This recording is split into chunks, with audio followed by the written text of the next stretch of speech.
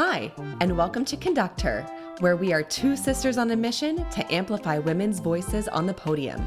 Join us as we interview leaders in the field of choral music, share resources, and build a community for current and future teacher conductors, all while exploring the gender divide.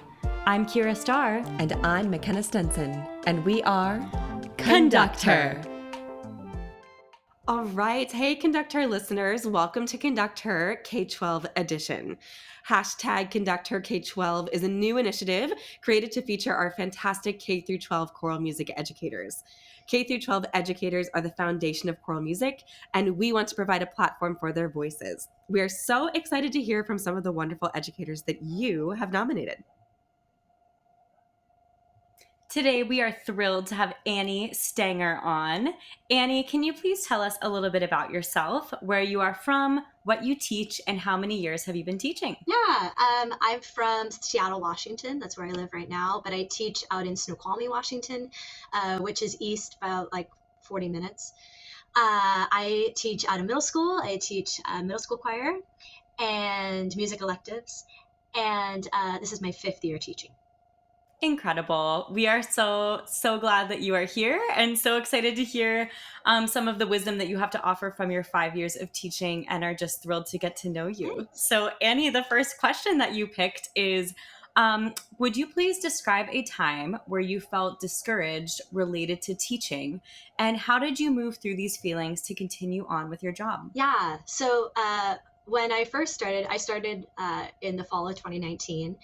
And we all know what happened in the spring of 2020. So that COVID, initial COVID year, was my first year teaching. And so I didn't really have much real life pre-COVID experience before. And so actually, for a lot of teachers, the COVID year was really hard. But for me, the year after COVID was the hardest year that I've had in my career so far. And that's due to a myriad of reasons, student behaviors and just getting used to back being in the classroom. But it was also really hard for me to adjust, to teaching online and then seeing kids twice a week. And it was a really light schedule, and it was really easy in a lot of ways. And that's pretty much all I knew. And then that full year coming back from COVID, we were back to 6 classes a day, 5, seeing the kids 5 times a week. And it was really, really hard, not just on me, but also on the kids, and remembering, okay, how do we do this? And how am I a human in class? And I remember really feeling like, okay, we're also teaching Gen Z, the TikTok generation. And I found that the kids started to get really bored of the things that I was doing every day. And I felt like what I was doing every day, I was trying so hard to keep them engaged and keep them inspired, and it just was never enough. I always felt like what I was trying was never enough. These were also all kids that had never been in choir before because of COVID, right? And so all of my students kind of forgot what choir was. And in that fall, I think a lot of them didn't really realize why we were singing the same 3-4 songs every day, and why we had to stand tall, and why we had to breathe this way. And it wasn't until our first concert, which is in December, that they finally understood, this is why we do the same things every day, so that we can be prepared for things like this, right? And so I found that I was just getting really burnt out really fast. This was year 3 of teaching for me also. And I felt like, okay, by year 3, I should be good at this, right? I should be better. And the kids should want to be here. And so why do they not want to be here? What's wrong with me, right? So I'm feeling really discouraged. And so I found, and I still do this, I found that the best thing for my students and for me was to bring in guests. That was the best thing that I could have done, because I was just getting so tired, and the kids were getting tired of me, and we're like, okay, we need someone fresh. And so that year in particular, but years following and still now, I try to bring in as many people as possible. because as a younger teacher, I only have so much to give, and I'm building my toolbox too.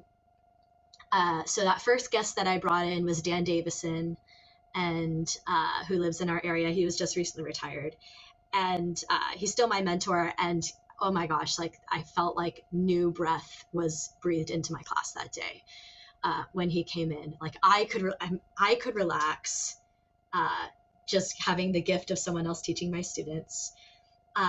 So it gave me a break. Bringing him in inspired not just me, but also my students, is having someone new with fresh ideas. It also like gave me the gift of, how do I say this? Like reinforcing the things that I was already teaching my students. Like I love when you bring in a good guest and they basically say the same things that you have been saying, but a little different. And so it clicks for students in a different way. And also just bringing someone in to let me know that I was doing a good job.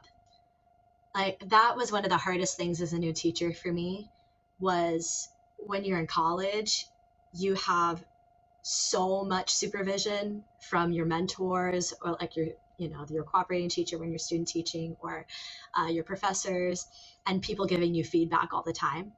And then suddenly you have your own classroom and no one's telling you if what you're doing is right or good at all, except the kids. But kids are kids, and you never know. So that was really a hard transition for me starting my first job. And so bringing in a guest allowed me to get all of that feedback. So now I still do that. Like I ask a friend to come in, and sometimes that'll be for money. Sometimes that'll just be because they have a free day and they want to. Sometimes like I don't have enough money in my budget to pay for that, or my booster budget. So I'll like offer to buy them a beer, or, or I offer to do something else for them, like record practice tracks for them or something. So there's an exchange in that way. Sometimes also we have a really good relationship between the high school. And so we'll do a job swap at least once a year. So I get to go to the high school and the high schoolers get to like see me, and that's fun. And then the high school comes down and it's a recruiting strategy for them. But also the kids get the freshness of having a new teacher in class that day. So absolutely. Yeah. So that was the thing that really moved me through that hard time, was just bringing in someone new to do my job for me. I guess. Oh, Annie, thank you so much for sharing that. I think a lot of our listeners will relate to the struggle of hearing you talk about the post-COVID, right? Like the years that we are still currently in, where teachers are still trying to connect with their students and working every day so hard to create and foster a safe community, and also make class interesting, and also deal with all the behavior issues. There are just so many things that we do, and what a wonderful reminder to lean on the people around you, lean on your professional network, reach out to people. I love to go in and work with high school choirs for free. I'm like, please, someone ask me. I would be happy to go in. So what a great reminder for our listeners. And I'm so glad that was such a revitalizing experience for you. And now a quick word from our sponsors.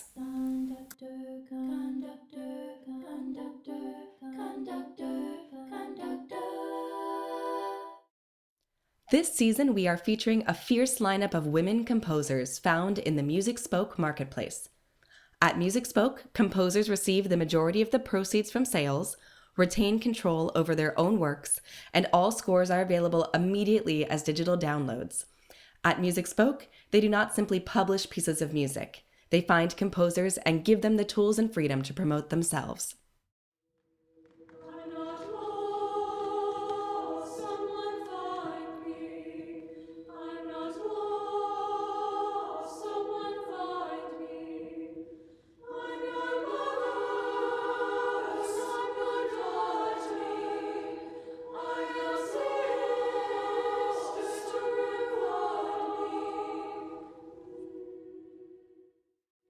You just heard I'm Not Lost by Michael Busewitz-Quarm. Check out her works today on musicspoke.com and conducther.com/sponsors.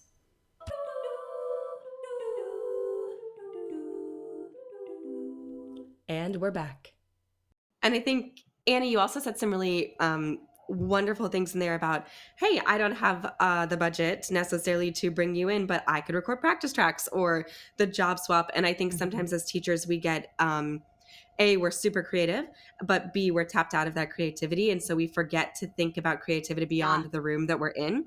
And so I think you did a really nice job of helping to reframe the creativity in a direction that is not only great for your students, but life-giving to you. And as teachers, we could always be using some life-giving moments.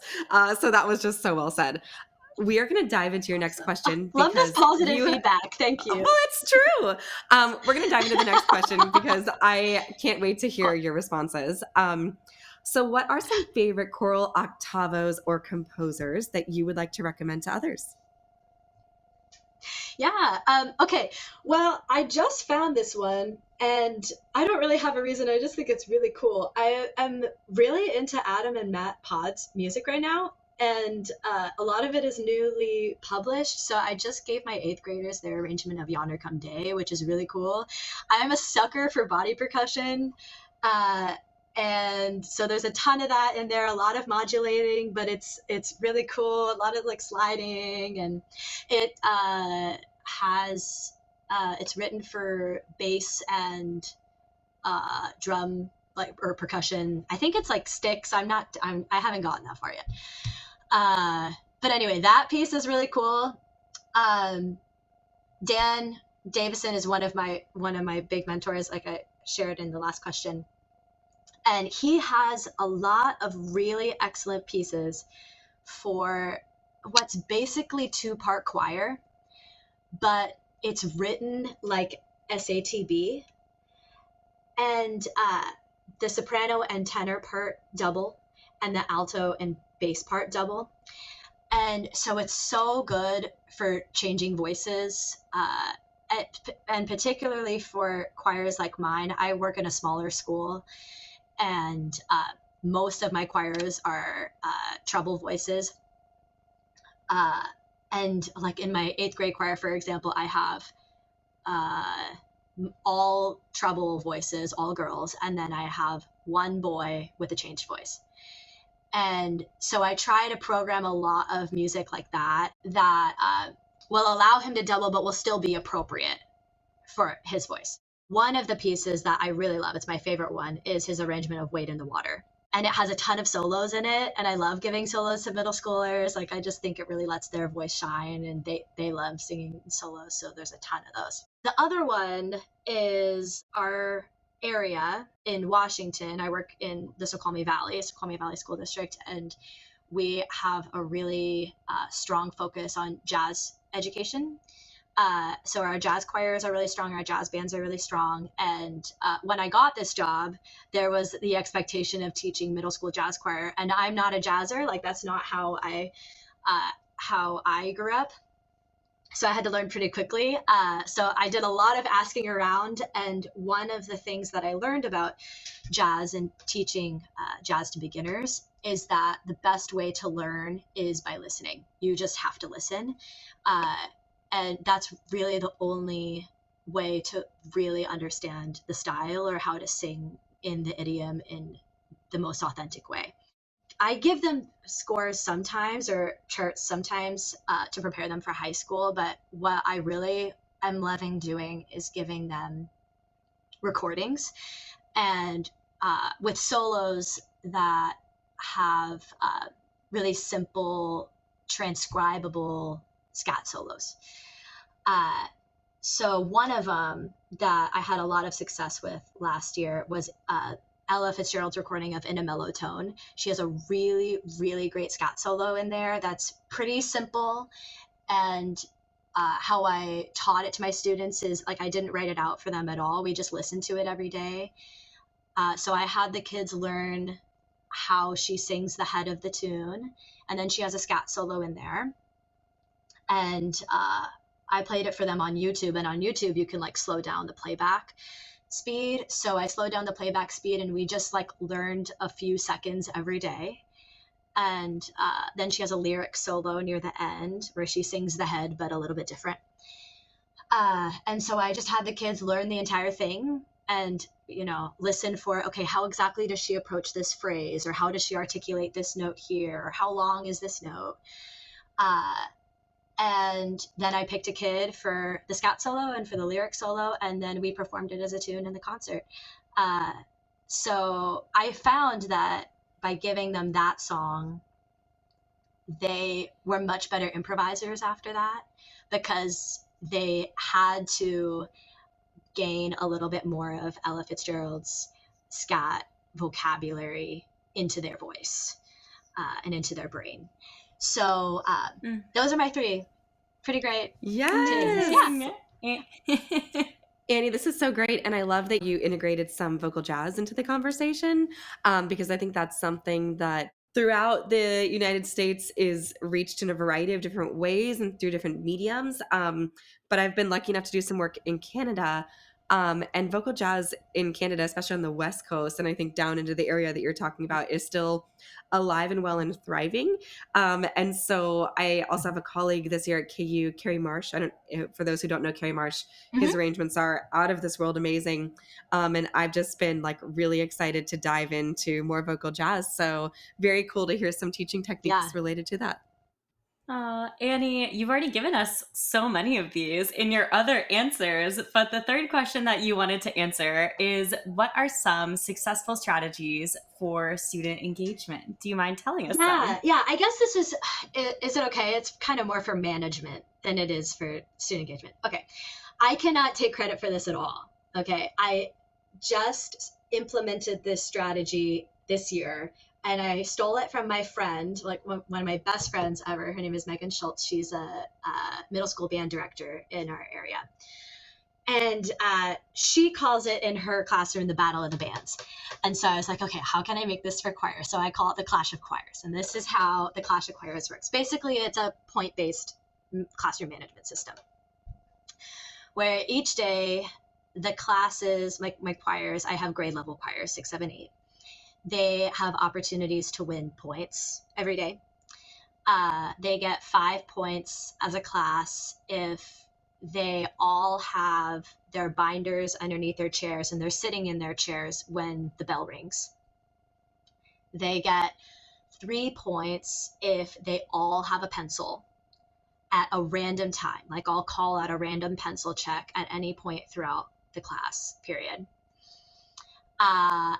And then they get 1 point anytime that I notice that they all have their eyes on me and all of their mouths are closed.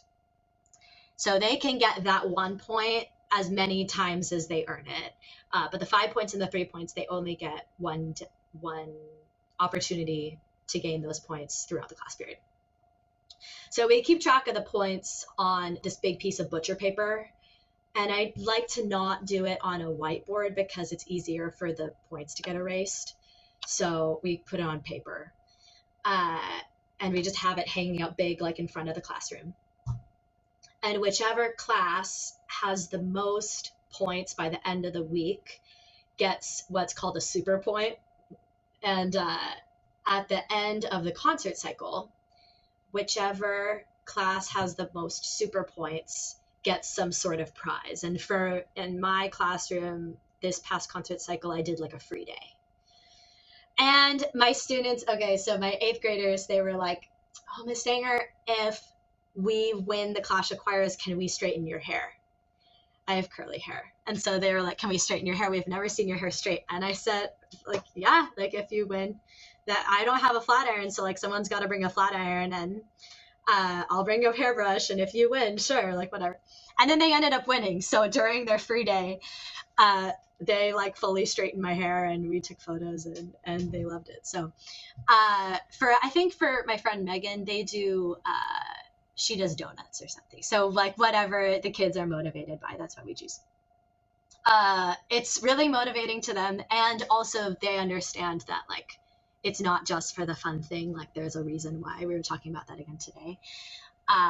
The really cool thing about it is I found that in past years, I was always like the behavior police, and no one else was really motivated to correct other people's behaviors except me. And I found that because the kids are motivated to get points, they end up policing each other. And so I don't have to be the bad guy all the time. So that's made a huge difference in like my relationship with my students. I don't have to like hound on them to correct their behaviors as much. Like they do that to each other. So that makes my job easier, and my relationship with my students more positive. It's awesome. Annie. And it's working really well. The only thing that I'm struggling with is like how to keep it fresh. Oh, I remember. Okay. The best thing about the Clash of Choirs system and how it works is sometimes there'll be a wild card point. And in the wild card, it can happen at any time throughout a week. There could be like, it can only be like one wild card a day, but you could have like maybe one wild card that month, or you could have like 2 in a week or something. And I'll post the wild card point up on the board somewhere. Let's say the opportunity to get a wild card point would be like, everyone pick up 2 pieces of trash on your way out of the classroom. And so then you get the wild card point. Or another example would be high five Miss Stanger on your way out of class for 1 wild card point. Or one of the things that my friend Megan does, which I think is brilliant, is on holidays. So like on Valentine's Day, on Halloween, when they're already going crazy, the wild card is that all points are worth double. So they have a greater incentive to like really be on top of stuff. Because they get double the amount of points. So then you're not totally losing a rehearsal on a holiday, right?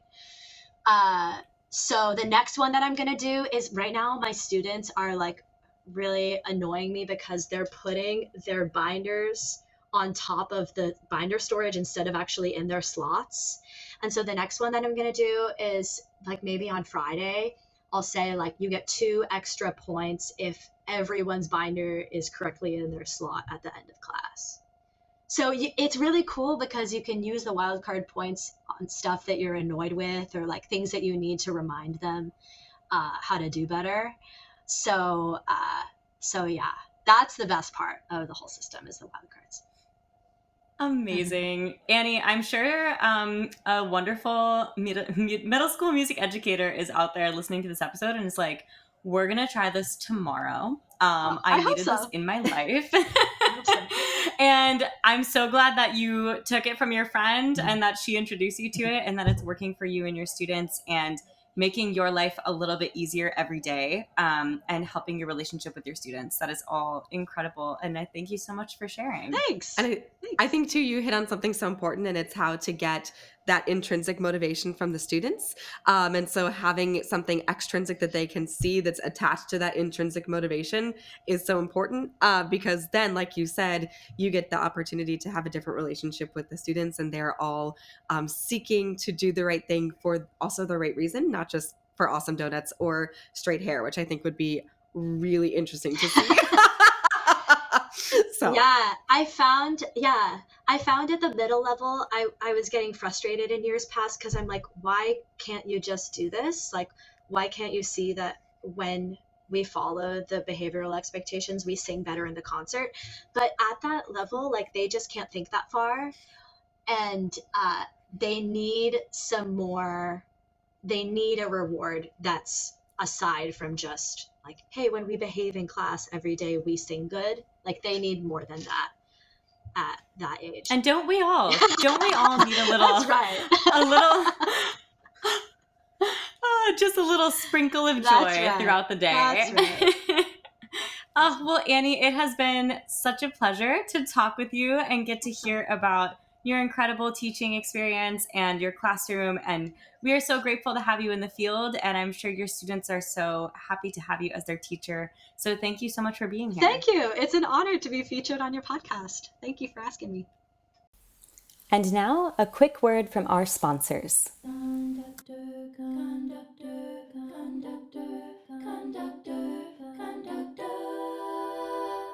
Hey everyone, Gloria here from Call Time Clothing, back again to remind you to check out our newest special edition items from our collaboration with Conductor. Grab a super soft tee for yourself, a family member, a teacher, or maybe all of the above. We've truly got something for everyone. Head over to Call Time Clothing today. Pavan Publishing is proud to feature outstanding women composers and conductors. Composer Judith Harrington has created a prolific choral series for youth and treble choirs that includes Fireflies from Japan and Duérmete mi corazón from Brazil. Shirley McRae has many outstanding arrangements for young choirs, including popular songs like Black Sheep, and Sakura. Conductor Iris Levine maintains a treble chorus series of medium to advanced works with text by poets from Teasdale to Yeats.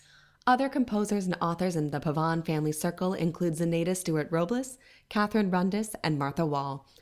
Explore all of these fantastic composers at Pavan Publishing. Hello, everyone. Jocelyn Hagan here. I just wanted to let you know that the Compose Like a Girl podcast has officially launched. Listen as I interview celebrated composers Sarah Kirkland Snyder, Chen Yi, Dale Trombor, Angelica Negron, Rina Esmail, and more. I'm also hard at work on the next batch of scores in the Compose Like a Girl choral series, distributed by Graphite Publishing. You can help me bring these new pieces to life. I'm always seeking choral ambassadors to perform these new works by emerging composers. If you're interested, please reach out to me, Jocelyn Hagan, via my website, jocelynhagan.com, or social media. I look forward to hearing from you.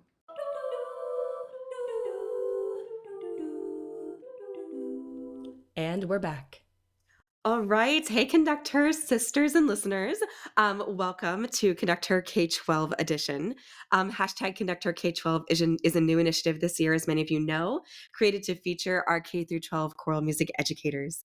K through 12 educators are the foundation of choral music, and we want to provide a platform for their voices. We are excited to hear from some of the amazing educators that have been nominated to us. And today we are so excited to get to chat with Nythia Martinez. Nythia, would you please tell us a little bit about yourself, including where you're from, what you teach, and how many years you've been teaching? Yes, so thank you so much for having me. This is really a pleasure. I am from Chicago. This is my 20th year teaching. I spent, yes, I know. Sometimes I don't believe it myself. Sometimes I feel like it's day one. I spent the first 16 years at one school and then the last 4 years at a new school. I grew up in Chicago and went to Indiana University for school, both for my bachelor's and master's degrees, and then came back to Chicago within a couple of weeks um, while I was intending to cobble together a performer's life. I stumbled upon an education choral director position open at at a nearby school, and my life changed completely. Mm. Wow, that's beautiful. Well, thank you for sharing a Mhm. little bit about your background. And we're excited to dive Yeah, into some questions. So I'm going to kick it off with the first one that you sure. picked. So, what is Mhm. going well in the field of music education, and what do you hope to see change? So my knee-jerk reaction when I read that question that I felt like I had a lot to say about was simply the willingness and ability to make and share resources. So right now, our current climate has such broad accessibility of resources for teaching and professional development. And I don't think my current teacher self recognizes my classroom in 2004. So after I finished my master's degree, I actually have a master's in performance. So I was not exiting college with the intention of teaching initially. I have a music education bachelor's degree, um, but like I mentioned a little earlier, I intended to put together this performer's life and came upon a teaching opening that I fell in love with immediately and really repositioned the trajectory of my life. Um, that classroom is a classroom that within which I had just received my first email address a few years prior, right? As an entering college student. It wasn't until my fourth year of teaching that I had a smartphone. Um, YouTube was a blocked resource. Like school districts weren't allowing the usage of YouTube in the classroom. Um, and the organization and student accountability that something like Google Classroom offers was a figment of our imagination as teachers in 2004. I mean, no, we would never have imagined that something like a resource like that would have been available to us. Um, so to set the the reference point from like how I see what's available to me now, right? It's so starkly different. Obviously, this podcast and others that amplify voices in the profession and provide really deep insight into the processes and ideas of other members in the field. I mean, and both in higher education and K through 12, um, it is immeasurable what platforms like this are able to offer teachers new and old. Um, I guess I consider myself an old teacher now. um, but my a recent student teacher of mine mentioned that she too was going to be featured on a podcast about music education, where there's going to be a nationwide panel of new teachers sharing issues and resources and ideas. How I would have killed for something like that to have been available to me when I started teaching. Um, it's really so monumental, and it's going to have such a widespread, long-lasting impact. Like my analog version of that was like all of the student teachers in 2002 like commiserating around the dinner table like I don't know what I'm doing, you know. Um so the fact that platform is available and you can you can access the expertise and experience of different backgrounds in music and training in music. I mean, it's pretty unbelievable to my eyes. Obviously, social media, the accessibility to composers and performers, like the direct Mm-hmm. accessibility to composers and performers, that I've been able to DM a composer and say, "Hey, we're performing your piece in a couple of weeks, and I really wanted to get your perspectives on your intentions behind the," and to get a response. I mean, it's amazing. Obviously, connected and related to all of that is our just collective increase in our responsibility towards cultural authenticity in our performances and in our repertoire selection. Um, I'm seeing a greater energy online of celebration versus competition when it comes to our craft and our discipline.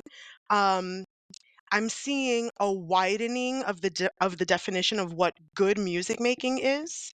And you can see that in the attention that composers are giving to really well-crafted contemporary a cappella music that you can see in like the work of Rob Dietz and Tahila Alfonso, Ben Bram, Shans Ahmed, to music that's representative of the prevalent experience of cultural duality, like in the music of Rina Ismail, um, and and more showcasing of what I think is a really undervalued kind of performance, which is unison singing and flexible voicing that you can see encouraged in resources like the Justice Choir Songbook. So all of that is inspiring because we are now almost given the permission to stretch our imagination about what we are preparing our students with. Um, Referencing the total analog, technologically free start to my teaching. In 2004, my job felt extremely isolated. And I'm in a large metropolitan school district. I'm in Chicago. It's very geographically spread out, and unfortunately, most schools are devoid of music programs. Oftentimes, uh, if your school has a choral program, you're oftentimes the only one in the building.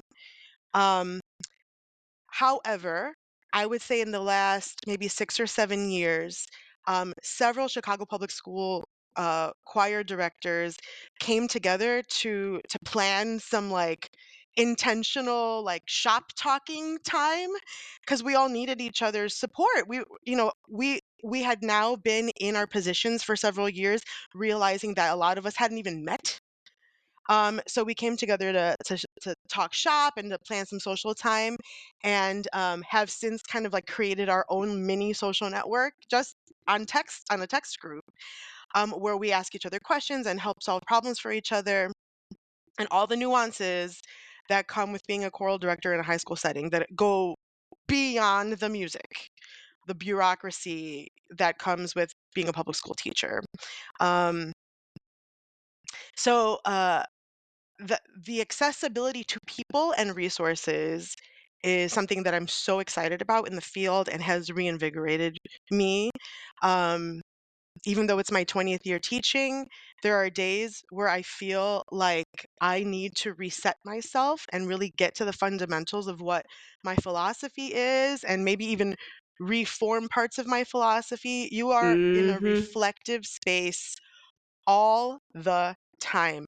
Yeah. And to have so much more to reflect upon now is so cool.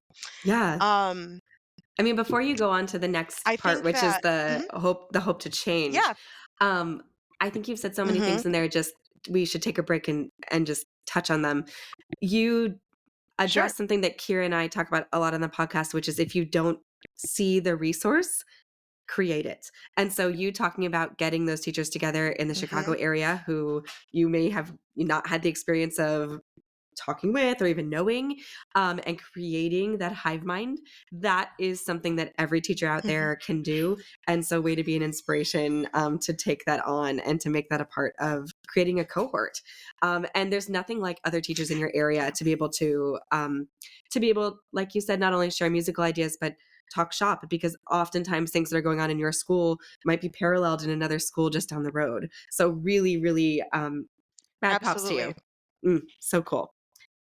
Thank you. Well, it was actually the byproduct of um myself and another choir director at another school having babies around the same time, and a singular person being my sub and her sub.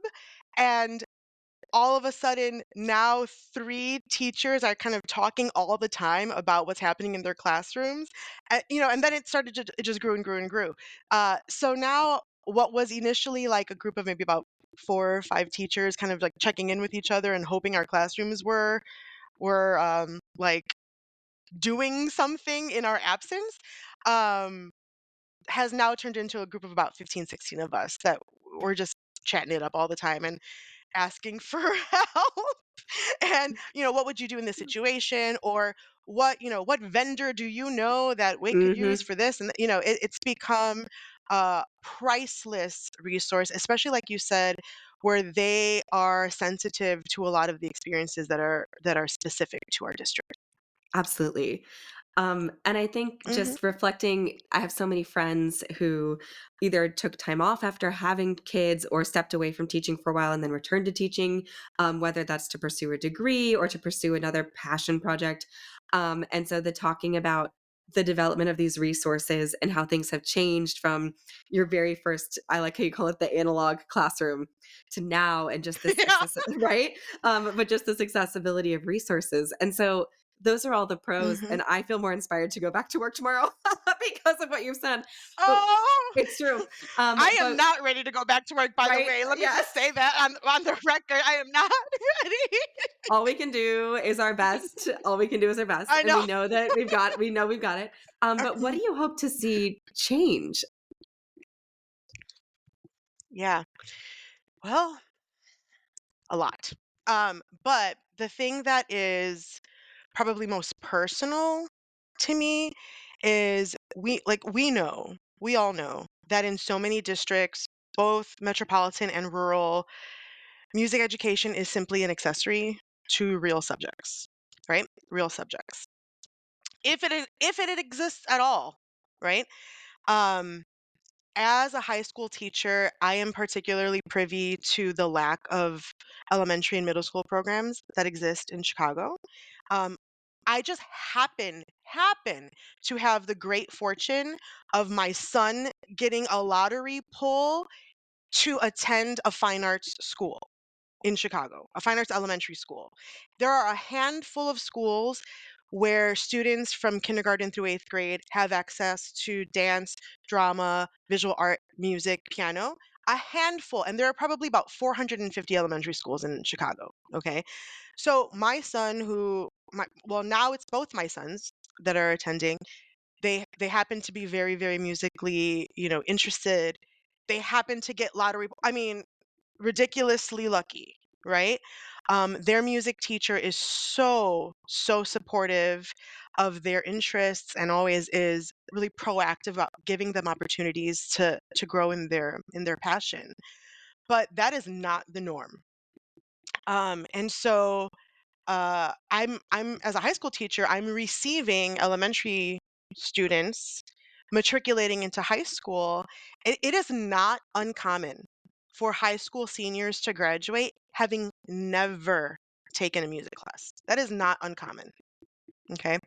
So, in order for school districts to really collect data and prioritize what they consider like college readiness with really rigid graduation requirements, educational systems, they often strip students of the opportunity to engage with what I consider an essential part of their humanity. And to me, it's not becoming a great musician necessarily, but it's the joy of community. Um, as high school directors with repeat students, right? Our more advanced ensembles will see repeat students, right? We are the beneficiaries of an ensemble of singers who decide year after year to forego another AP class, perhaps to ensure that choir is in their schedule. So those students are rarities, right? They, by nature, concert choir ends up being an environment of people who are valuing the collective over the individual.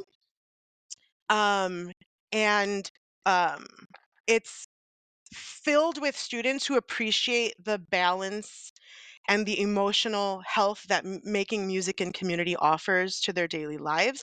And it's also a choice that their parents and their caretakers are supportive of, right? So it's really been the greatest blessing of my life to walk into a room of enthusiasm and earnestness where I can work in partnership with my students, where we value each other's perspectives, where they trust my decision making and knowledge in my craft, and where we value process over product. Right? Those students have a different definition of success than what I think is encouraged in most school systems. Right? Their definition of success is often more evolved beyond their GPA or their class rank. And hopefully, my hope is that they're taking that definition of success past high school and broadening that for themselves when they enter college and the workforce. Um, and I'm equally blessed to bear witness to the metamorphoses that occurred in my beginning level courses, right? Where I have like this rare privilege of proving to students who they just often come into my class believing they do not belong there. They are not singers. Why am I in the choir classroom? This is a place for people who already know that they like to sing or can sing. Um, they often believe it is a fixed skill. Correct.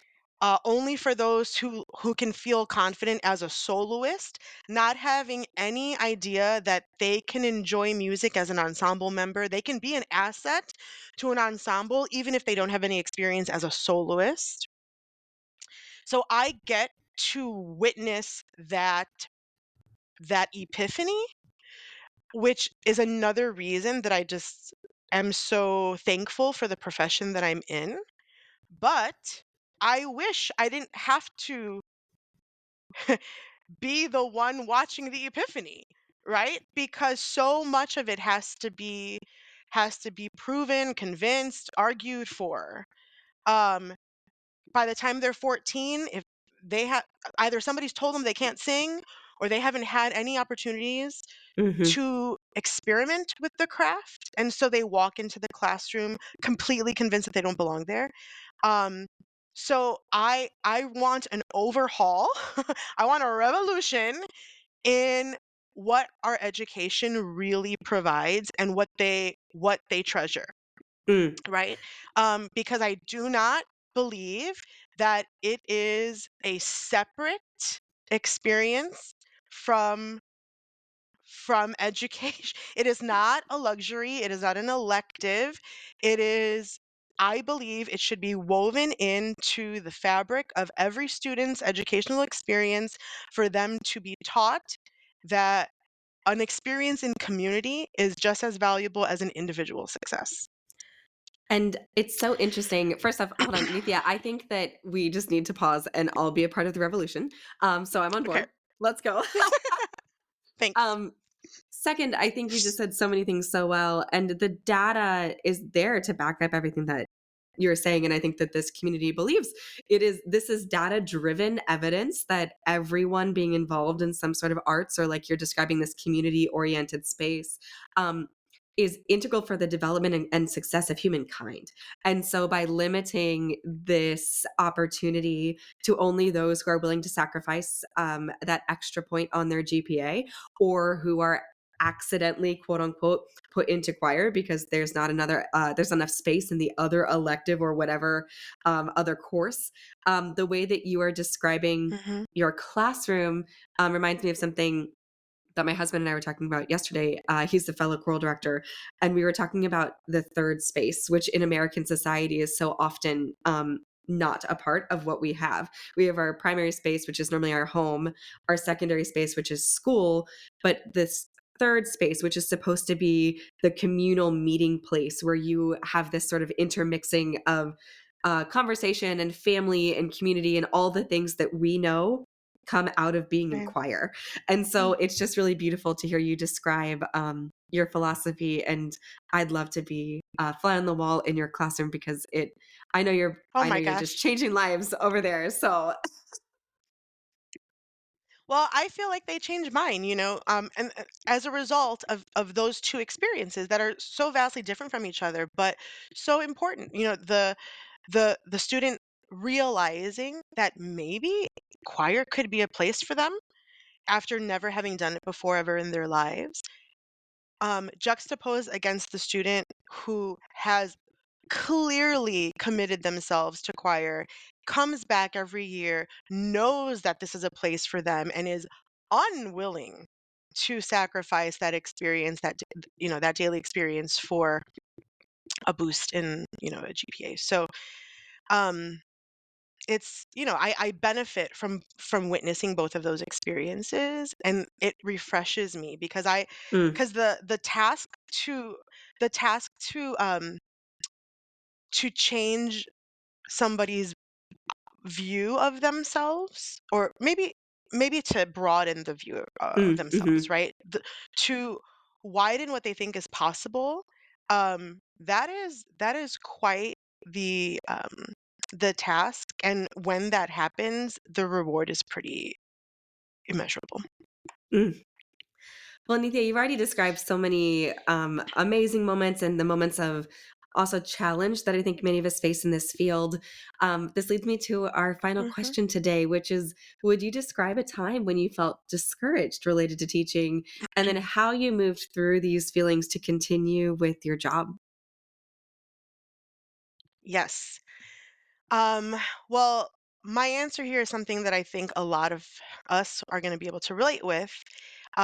I mentioned that so this is my 20th year teaching. I mentioned that the first 16 years were at one school, and so the last four have been at another school. And so if you do the math there, I started my new school during the pandemic. Um, so remote learning was the platform by which I met my students for the first time. I was basically just a strange lady on the computer. I hadn't met any students. I hadn't met colleagues yet. And the administration that hired me had all made other career decisions that resulted in a completely new administration starting the next school year. So I did not know anyone. I mean, I had a link to a Google Meet that led me to my class, and that was it. I was a stranger on the computer who had to teach choir when people couldn't sing at the same time together. So how so how do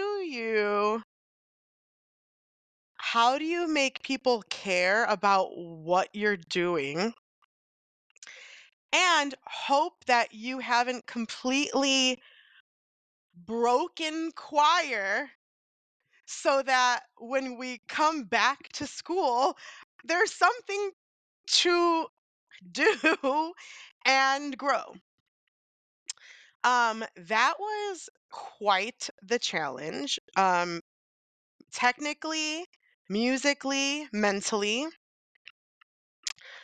but my my way of of getting through that challenge um was students themselves demonstrating to me in various ways that in spite of what was happening, they were still very curious about themselves as musicians and were open to discovering this part of themselves. So yeah, during this dark ages of choir, I met so many students who showed me that they shared my desire to keep music alive. They made every effort to keep their skills and spirits up. And I just thought that if this is happening during these circumstances, just imagine who I'm going to be meeting when we actually get into that classroom and then what is possible. Um, we bonded in such a special, specific way on this computer. I trust the bond that we've made, and it's giving me faith that when we come together in this building, that we're going to be partners in a vision, that we're going to be excited to make lots of plans, and that I'm going to have willing participants to experiment with me as we rebuild choir, right? Um, so again, if we do the math, my current seniors were the freshmen on the computer with me. And so we have a very special bond, I think.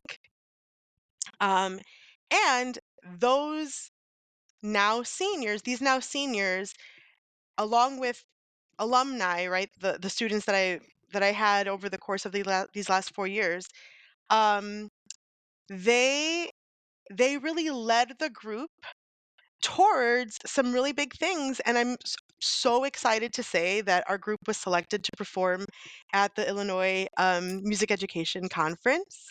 That happens in just a couple of weeks. So the Woo! entire first semester, so the entire first semester it has been spent preparing repertoire for this Right. event. And I cannot wrap my mind around the time frame that was 4 years ago, meeting on a computer, and now this family of singers is proud to share our growth at this, large platform conference. So it's a really special time for me as a teacher. Yeah. And it's special not only because those students invested, but because you poured into them. So, just a little bit of credit where credit is due, which is to you. So, thank you for Thanks. Thank Thanks. you for all that you do. Nythia, I think we've just all Thank you. learned and enjoyed, and we'll be returning to this episode for tidbits of advice and inspiration. So thank you so much for your time. And now, a quick word from our sponsors. Conductor, conductor, conductor, conductor, conductor.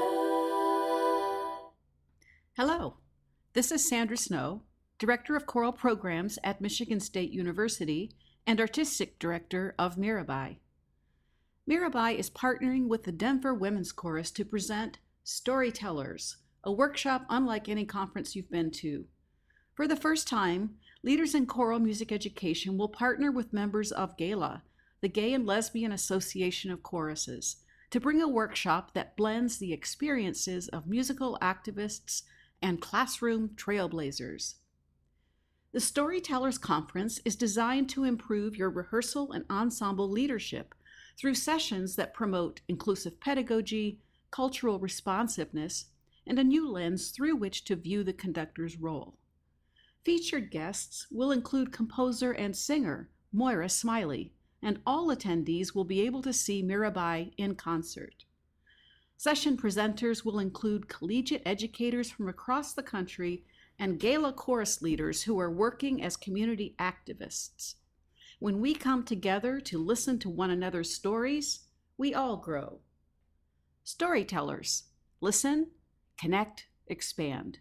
To register, see storytellersdenver.org.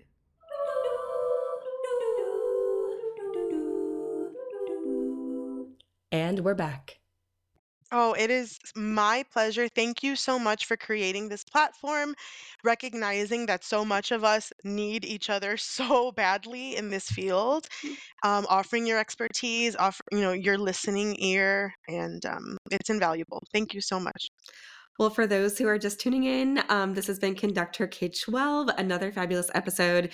If you have a wonderful teacher out there that you would like to nominate, you can put a name in at conducther.com. Thank you so much. Thank you for listening. This has been Conductor. This episode was engineered and mixed by Mary Hannah Klontz, with intro and outro music by Jonathan Martin and ad music by Kate Krellin. Discover more resources at conducther.com.